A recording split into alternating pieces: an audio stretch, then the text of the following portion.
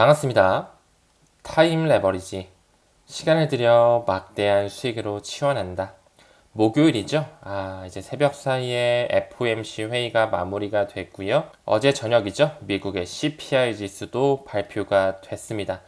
참 그래요. 우리가 언제부터 미국의 CPI, PPI 지수 기다려왔고, 그쵸? 파월 의장이 FOMC 회의에서 뭐라고 떠드는지 언제부터 그렇게 집중을 했는지 참 코인 투자가 참 쉽지만은 않은 것 같아. 그쵸? 이런 거 보면은 참 돈 벌기가 어렵구나 라는 걸 또 다시금 좀 느끼게 되는 것 같아요.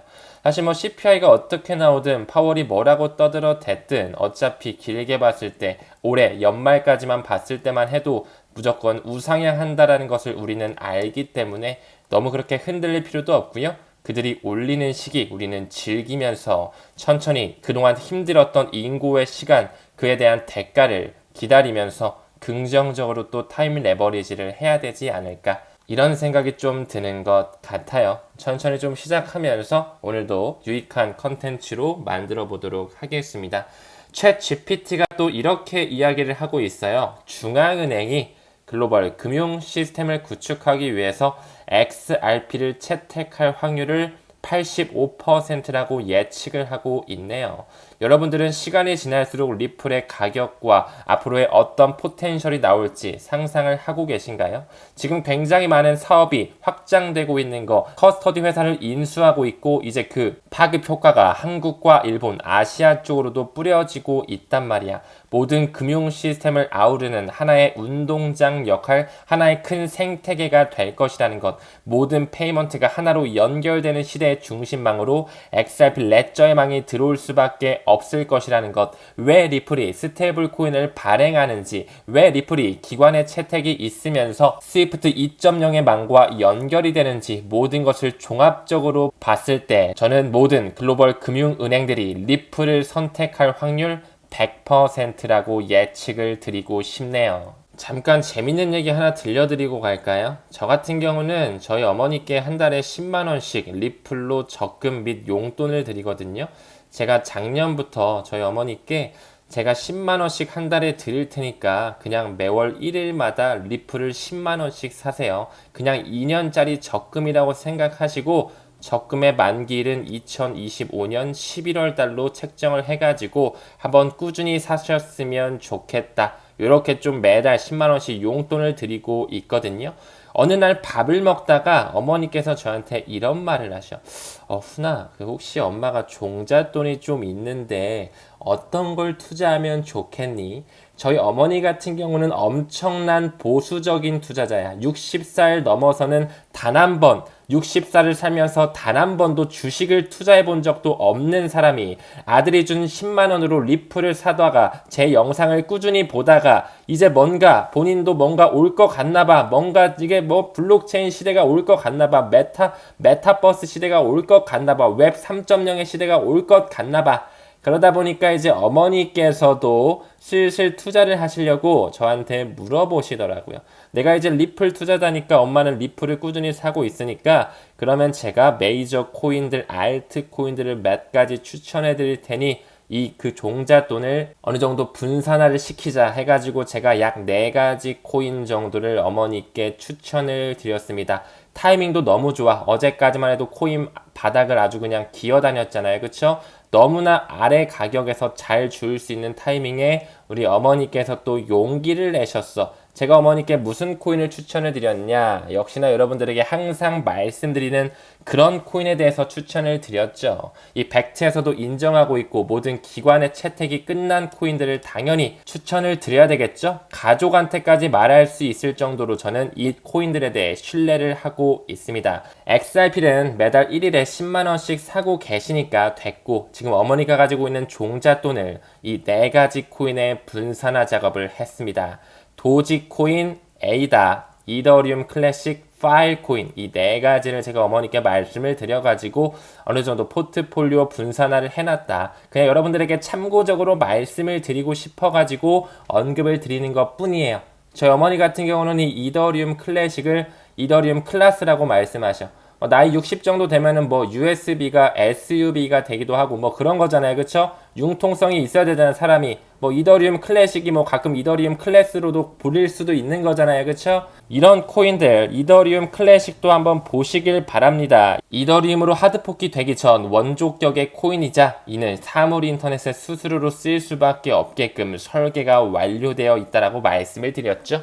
아무쪼록 우리는 이런 메이저 코인들에 집중하면서 수량에 집중할 필요가 있습니다. 이제 어머니도 저와 한 배를 탔다. 아주 그냥 유대감이 너무나 끈끈해졌어. 맨날 만나면 코인 얘기밖에 안 해. 너무나 재밌는 또 모자 관계가 되지 않았나, 그쵸? 모자 루프 재단이 또 리플의 뒷배에 있다라는 거 죄송합니다. 아재 개그 했네요. 천천히 좀 시작해 볼까요? 자, 리플이 새로운 XRP 레저 펀드를 공개함에 따라 아시아 시장에 초점이 맞춰졌어. 그쵸? 어제 영상에서도 말씀을 드렸어요. 한국과 일본 쪽으로 점점 이 XRP 레저의 생태계가 뿌리가 확장되고 있다라는 거. 그렇기 때문에 이런 기사와도 나왔죠. 이제 리플이 직접적으로 한국의 일본 시장에서 블록체인 혁신을 추진한다라고 하며 기금을 출범했다. 즉 펀드를 추진하면서 정말로 이제 한국과 일본 그 아시아 지역에 직접적으로 생태계를 확장하려고 하고 있다. 많은 유틸리티가 만들어질 수밖에 없게끔 또 한 번의 사업이 확장되겠구나를 알 수가 있을 것입니다. 그렇기에 리플의 보도 자료에서도 일본과 한국 XRP 원장 혁신을 가속하기 위해서 이 전용 기금을 출시했다라고 말씀을 드렸죠. 간단하게 보고요. 역시나 새로운 리플의 펀드가 공개되면서 일본 시장과 한국 시장 이 XRP 레저 혁신이 가속화되며 앞으로 많은 국가 단위의 채택 그리고 금융기관들이 연관되어 있는 그 프라이빗 블록체인으로서 국경 간 결제, 그 수많은 유틸리티를 담당하게 될 것이다. 영국의 금융감독원에서도 인정을 했다라고 말씀을 드렸습니다. 그쵸? 그 부분의 일환으로 리플이 역시나 또 하나의 수탁회사, 커스터디 업체를 이번엔 완전히 인수를 했네요. 그 부분의 일환으로 역시나 리플의 공식 홈페이지에 들어왔을 때 이 규정 준수 경로를 개척했다. 즉 다시 말해 뭐죠? 이제 슬슬 미국과 함께 규정을 준수하면서 스테이블 코인도 발행을 준비하고 있고요. 그 기관의 커스터디 업체도 완전히 인수하면서 이제 법적 테두리 안에서의 사업을 영위할 수 있는 토대를 마련했다. 요렇게 좀 정리를 드릴 수 있을 것 같아. 리플은 표준 보관권 인수를 종료하고요. 이제 잭 맥도날드를 스테이블 코인의 수석 부사장으로 임명을 했네. 이 잭 맥도날드는 뭐 하는 친구지? 이 햄버거를 좋아하는 친구인가? 죄송합니다. 계속 아재 개그가 나오는데 그만해야 될 것 같아요. 이 잭 맥도날드 같은 경우는요, 이미 전 UBS, 스위스의 최대 금권이죠. 전 UBS의 임원이었다라는 것, 그리고 이미 데이비드 슈워츠와 이 아서브리토와 함께 이 폴리사인의 최고 경영자 자리를 갖고 있다라는 것, 이미 그들은 월스트리트와 실리콘밸리가 만나며 미래의 리플을 보관할 수 있는 플랫폼을 점령하고 있었다라고 제가 말씀을 드린 것 같아요. 이 폴리사인, 디지털 자산의 미래를 구축하고 있죠. 리플을 우리가 언젠가는 이 폴리사인에 보관하는 날 또한 있을 수가 있다라는 것을 제가 조금 미래지향적으로 말씀을 드렸는데 그 부분의 일환으로 이 잭 맥도날드라는 한 인물이 이제 이 스테이블 코인을 담당하면서 수석 부사장으로 임명이 됐구나. 정말 점점 퍼즐이 맞춰지는 모습으로 나아가고 있는 형태를 띠고 있습니다. 사실 리플은 과거에 이 스탠다드 커스터디 앤 트러스트 컴퍼니를 인수하겠다는 의사를 발표했었어. 하지만 한 발 빼면서 잠깐은 좀 물렀던 스탠스를 취했었죠. 하지만 이번의 인수는 필요한 규제 승인을 받았으며 이번엔 완전 완료된 상태다. 이번엔 제대로 인수를 했다라고 볼 수가 있겠죠. 리플이 왜 계속적으로 1억 개가 넘는 많은 물량들을 알 수 없는 지갑으로 이체했을까요? 매도 물량을 만들려는 그들의 의도가 있을 수 있고요. 그들의 매집일 수도 있고요. 이런 회사를 인수하기 위한 하나의 작전, 하나의 사업을 영위하기 위한 스텝일 수도 있다라고 우리가 가능성을 여러 가지 열어놨었죠. 이런 식으로 또 퍼즐을 맞출 수가 있을 것 같습니다. 이번 인수가 완료되면서 이 뉴욕 금융서비스부가 규제하는 유한 목적 신탁 회사가 라이선스 포트폴리오에 추가되면서 이제 슬슬 리플은 규제에 대한 명확성을 더욱더 강화할 수 있겠구나. 여기서 미국 전역에 걸쳐서 이 40개의 송금 서비스와 라이선스 그리고 싱가포르 통화청의 그 주요 결제기관 라이선스 MPI라는 하나의 라이선스가 포함되어 있다. 그뿐만 아니라 아일랜드 중앙은행의 가상자산 서비스 제공업체 VASP죠. 이렇게 등록이 되면서 리플은 더더욱 규제에 대한 테두리 안에 안정성을 확보하면서 사업을 영위할 수밖에 없겠구나. 여기서 이 아일랜드 중앙은행에 리플이 등록됐다는 걸 다시 한번 좀 에비던스 자료로 말씀을 드리자면 여기도 보이시죠? 이 아일랜드 중앙은행이 크립토닷컴 등등 해가지고 여러가지 거래소뿐만 아니라 암호화폐 회사들을 VASP를 승인했다. 여기 이 기사를 좀 쪼개서 볼까요? 이 아일랜드 같은 경우는 유럽연합에 가입된 유럽의 북서쪽에 위치한 하나의 섬나라죠. 이 아일랜드의 중앙은행에서 지금 VASP를 몇 가지 회사를 승인했는데 우리는 그럼 이 VASP가 뭔지 알아야 된다. 가상자산 사업자, 이 Virtual Asset Service Provider의 약자로서 이제 법적 테두리 안에서 공식적으로 암호화폐를 통해 사업할 수 있는 라이선스를 취득했다. 이렇게 좀 볼 수 있겠죠? 이 암호화폐 거래소뿐만 아니라 블록체인 지갑 및 수탁 서비스 회사까지 가상자산 사업자로 분류하고 있다라는 거. 그렇기 때문에 이 아일랜드의 중앙은행 CBI에서 크립토닷컴이라든지 코인베이스, 제미니, 그리고 우리가 지금 집중적으로 분석하고 있는 리플을 아일랜드 중앙은행에서도 승인을 했구나. 점점 미국뿐만 아니라 다양한 국가에서 리플에 대한 법적 명확성을 가져오기 시작했다라고도 볼 수가 있겠죠? 한 번 더 나가서 이제 슬슬 리플, XRP 레저 위에 올라가는 RLUSD 스테이블 코인이 나오죠. 이 리플의 스테이블 코인은 XRP 레저에서 발행되며 이 XRP 레저 기본 DEX에서 더 많은 유동성을 제공하며 개발자 그리고 사용자 그리고 기업 모두에게 이 XRP 레저에서 더 많은 금융 사례를 지원하게 된다. 시간이 지나면 지날수록 모든 플랫폼의 결제, 더 나아가서 금융기관들이 XRP 레저를 선택할 수밖에 없는 시기는 다가올 수밖에 없습니다. 그 부분의 일환으로 이 잭 맥도날드를 스테이블 코인의 수석 부사장으로 임명하게 되면서 현재 이 스탠다드 커스터디의 CEO로서의 역할을 유지하게 된 것 또한 기쁘게 생각하고 있다. 이제 완전히 리플의 회사가 됐다라고 볼 수가 있겠죠.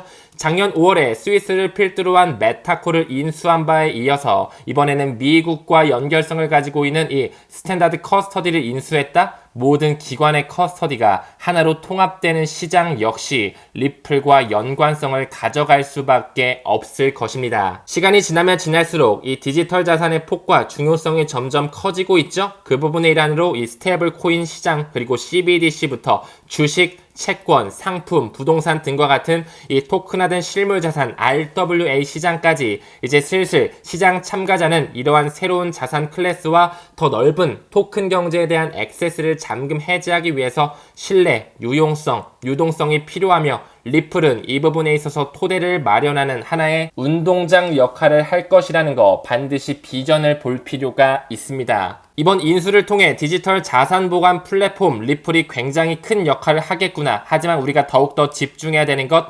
스위프트망과 연결될 수밖에 없는 국경 간 결제 시장, 그 홀스케일망, 도매용 CBDC에 이동해서 유틸리티로 쓰일 수밖에 없는 그 포텐셜에 조금 더 포커스를 맞춰주시는 거 잊지 않으셔야 됩니다. 이제 슬슬 우리나라의 금감원도 가상자산 사업자, 제가 아까 말씀을 드렸죠? VASP라는 그 사업자들 28곳을 소집을 해가지고 이 안에는 업비트도 들어가요. 닥사거래소도 모두 다 들어갑니다. 내부 통제에 만전을 하고 있다라는 부분으로 이제 슬슬 내부 통제 체계를 구축하도록 당부하고 있다. 점점 제도권 수용이 될 수밖에 없게끔 시대가 흘러가고 있구나. 직간접적으로 볼 수 있으셔야 되겠죠? 그렇기 때문에 리플이 이 스탠다드 커스터디를 완전히 인수한 부분에 있어서 앞으로 가치 있는 인터넷을 구현하는데 큰 윤활제 역할이 되겠구나. 그리고 스테이블 코인 역시 그들이 주도하는 미국과 함께 기득권을 영위할 수 있는 시장이 점점 구현될 준비가 되고 있구나. 참고적으로 봐주시면 좋을 것 같아요.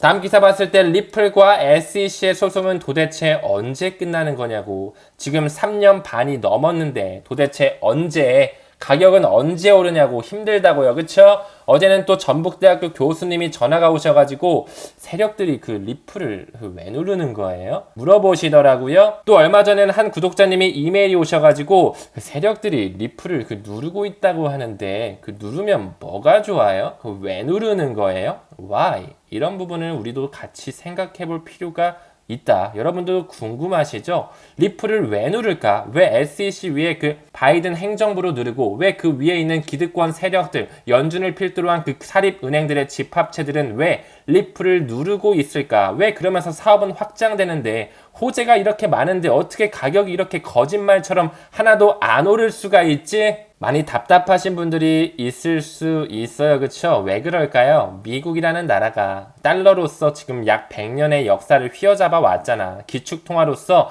지들 맘대로 돈 찍어내면서 경제 휘어잡고 있잖아요. 근데 여러분 어때요? 지금 달러의 위상이 점점 쇠퇴해지고 있어. 하지만 아직까지는 그래, 강달러 세상을 하고 있지. 단물빼기를 하고 있단 말이에요. 하지만 큰 그림을 봤을 때 페트로달러가 붕괴되고 있고요. 브릭스를 필두로 한 오펙 플러스까지 가세되고 계속적으로 많은 국가들이 들어오면서 달러의 패권이 무너지고 있는 거는 기정사실화라는 거잖아요. 그쵸? 그러면 이제 미국이라는 나라는 달러를 버려야 될 위기까지 처해지게 될 텐데 새로운 제2의 기축통화를 준비시키고 싶겠죠? 그들의 기득권을 계속적으로 영위하고 싶을 것 아니에요. 그쵸? 왜 그들이 리플사와 함께 스테이블 코인을 만들게 되고 기관 전용 커스터디 업체 또한 하나로 연결시키려고 하고 있는지, 왜 리플이라는 회사는 미국에 본사를 두고 있는지, 왜 그 초기 투자자들은 세상을 휘어잡고 있는 빅4 자산 운용사의 돈이 다 들어가 있는지를 미루어 보았을 때 그들은 개미들이 XRP를 매집하는 것, XRP에 투자하는 것을 원치 않아 합니다. 그리고 그들은 싼 값에 XRP를 매집해 오면서 지난 12년간 많은 물밑 작업을 해왔습니다. 아직까지는 SEC라는 그 밧줄로 리플을 묶어두고 있지만 이제 그 밧줄을 풀어줄 시기가 머지 않았습니다. 바이든 행정부도 이제 암호화폐를 받아들일 수밖에 없는 스탠스를 취해야 되는 액션 플랜을 가져갈 수밖에 없기 때문이겠죠. 비트코인이라는 블록체인이 왜 2008년 미국발 금융위기 때부터 시작이 되게 됐는지, 즉 화폐 혁명에 블록체인을 탑재시키려고 하는 그들의 의도가 보여지고요. 그들은 지난 10년, 12년 동안 리플을 국가 단위로, 기관 단위로 매집해 왔던 것을 다시 한번 그들의 기득권을 이어갈 수 있게끔 엄청난 가치 반영을 통해 국가 부채까지도 한 번에 해결할 수 있는 포텐셜, 저는 열어둬야 된다라고 생각을 합니다. 그렇기 때문에 반드시 이 XRP에 대해서는 가격에 집중하기보다는 가치에 집중해 주시는 걸 권장드리고 싶네요. 아직까지도 미국 상원에서는, 즉 민주당에서는 암호화폐 거래소를 규제해야 된다, 그런 법안을 통과시키면서 업계에 반발을 일으키고 있어. 즉 다시 말해 아직까지는 리플을 통한 그 밧줄을 놓아줄 생각이 살짝 없어 보이는, 조금은 반크립토적인 성향을 보이고 있지만 언제 한 번에 태세 전환을 할지는 모릅니다. 그 카운트다운이 시작됐다라고 생각을 하고 있고요. 머지않은 시점 상원과 하원 모두 암호화폐를 받아들여서 굉장히 빠르게 규제의 명확성을 가져오는 시기가 점점 다가와지고 있다는 것을 말씀드리고 싶어요. 다음 기사 봤을 때 테슬라, 일론 머스크가 이끌고 있는 하나의 자동차 회사이죠. 이제 중국 내 완전 자율주행 서비스 출시, 한 걸음 더 다가간다라고 하면서 이제 슬슬 자동차에도 인공지능이 입혀지는 시대, 그리고 이제 우리가 주유소에 가서 주유를 할 때 코인으로 결제할 수 있는 시대가 펼쳐질 날이 머지 않았다라고도 좀 생각을 합니다. 우리 어머니의 포트폴리오에 도지 코인이 들어가 있다. 제가 왜 이 테슬라와 함께, 그리고 스페이스 X와 함께, 트위터의 X, 그 블록체인에 들어오는 결제 플랫폼과 함께 봐야 되는지 항상 말씀을 좀 드렸던 것 같아요. 다음 기사 봤을 때 비트코인은 거래 속도가 정체되어 있어. 결제 수단에는 한계가 있단 말이야. 크립토컨트 주기영 대표가 이야기를 하고 있는데 왜 그런지 우리는 이론적으로도 좀 알 필요가 있다. 비트코인 같은 경우는 하나의 블록 크기가 1MB로 제한이 되어 있기 때문에 1초에 트랜잭션이 가능한 건수가 7건 밖에 안 돼. 굉장히 느리고 수수료도 비싸단 말이야. 그럼 그 TPS를 봤을 때 초당 트랜잭션이 얼마나 빠른지를 봤을 때 리플은 얼마나 되는데? 비트코인을 7개 거래 1초에 처리한다며 리플은 얼마나 되는데? 리플은 3,400개가 가능합니다. 리플의 공식 홈페이지에 나와 있고요. 그렇기 때문에 국경 간 결제를 어떤 것이 대체할까요? 가끔씩 기사 보면은 피처링으로 비트코인이 나와서 미국의 국가 부채를 해결할 수 있다. 새로운 금융 플랫폼이 다가올 것이다. 비트코인을 말을 하지만 현실적인 기술적 결함을 보자고 어떤 친구가 대체하게 될지 자신감을 가지시고요. 긍정적으로 가치에 집중하시길 바라겠습니다. 다음 기사 봤을 때 미국의 SEC가 이더리움 현물 ETF 관련 의견 금주 안에 나올 것이다. 이런 가능성을 열고 있는데 6월, 7월 달 안에 이제 슬슬 S1이라고 하는 하나의 스텝을 밟으면서 공식적으로 승인을 하겠지. 그때 한번 보세요. 우리 어머니 포트폴리오에 이더리움 클래스가 들어가 있어. 그쵸? 이더리움의 현물 ETF가 되면 이더리움도 많이 튀겠지만 이더리움 클래식이 반사 효과를 더 크게 볼 것이라는 개인적인 생각 지켜보시길 바라겠습니다. 그 부분의 일환으로 비트코인은 국경 간 결제를 대체하는 것이 아니라 디지털 금 정도 되는 거야. 새로운 경제 패러다임에 금의 형태가 바뀐다고. 이더리움 굉장히 중요하게 우리가 모아가야 되는 스마트 컨트랙의 대장격이자 그 생태계가 벌써 70%, 80%를 차지한다? 미래의 디지털 경제에서 반드시 빛을 발할 수 없는 코인 두 가지가 나오고 있네요. 하지만 가치의 이동, 실질적으로 유틸리티가 가장 센 토큰은 XRP, 비트코인이 디지털 금, 이더리움이 디지털 오일이라면 XRP는 디지털 다이아몬드라고 좀 말씀을 드리고 넘어가도록 하겠습니다. 역시 XRP 우리 엄마 한 달에 10만원씩 사고 있는 거 알고 계시잖아요. 그쵸? 다음 기사 봤을 때 비트코인 고래들이 먼저 움직였대. 역시 그들을 이길 수는 없어. 우리에겐 DCA가 답이야. 연준의 FOMC 회의가 있고 CPI가 발표가 되기 전에 그들은 먼저 또 움직였구나. 먼저 미리 매집해 놨구나. 우리는 그 세력의 의도, 세력의 시나리오를 100% 알 수 있지 못하기 때문에 단타를 치는 게 아니라 달러 코스트 에버리징이라고 하는 분할 매수 전략을 반드시 세워줄 필요가 있다라는 거. 시간이 지나면 지날수록 리플 레저 안에 이제 토큰화된 금 또한 출시가 되고 있죠. 이제 슬슬 모든 자산의 토큰화 어떤 생태계 안에서 움직이게 될지 그 안에서 스마트 컨트랙은 이더리움이 담당을 하겠죠. 하지만 시간이 지날수록 이더리움 버추얼 머신 또한 XRP 레저의 메인넷에 같이 혼용될 수 있는 가능성 또한 저는 열어두고 있습니다. 우리는 반드시 2025년을 좀 기약하자라고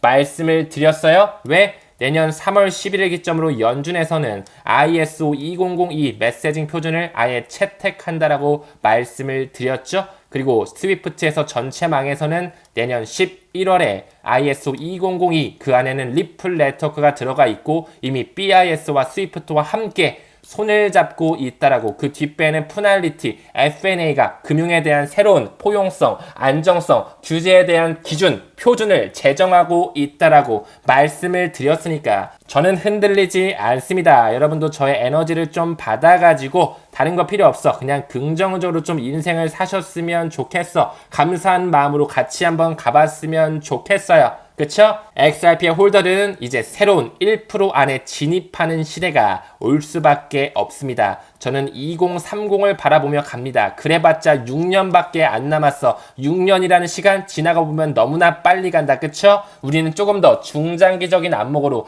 XRP 같은 경우는 가져갈 필요가 있다. 제가 항상 말씀을 드렸죠? 다른 거 필요 없어. 1만 개에서 2만 개 정도만 리플 2030년까지는 가져갈 전략을 좀 세워주세요. 같이 부자 되고 싶어서 그런 거예요. 그쵸? 이 리플이라든지 스텔라 루멘이라든지 하이브리드 블록체인망을 담당하는 이 심핀이라든지 새로운 국제 메시징 표준을 준수하고 있는 알고랜드, 아이오타 등등을 함께 모아가면서 반드시 새로운 금융 플랫폼의 출범을 기다릴 필요가 있다. 이 뒷배에는 이런 친구들이 있는데 흔들릴 필요가 있겠습니까? 우리의 인생을 송두리째 바꿔줄 수 있는 수단, 지금 우리는 티켓을 끊었단 말이야. 그걸 마라톤을 완수하는 것은 여러분들의 몫입니다. 우리는 그 밀리언웨어, 정말 부의 반열에 오를 수 있도록 꾸준하게 노력을 가미해줘야 돼. 노력이 있어야만 결과가 나오는 법이잖아요. 그쵸?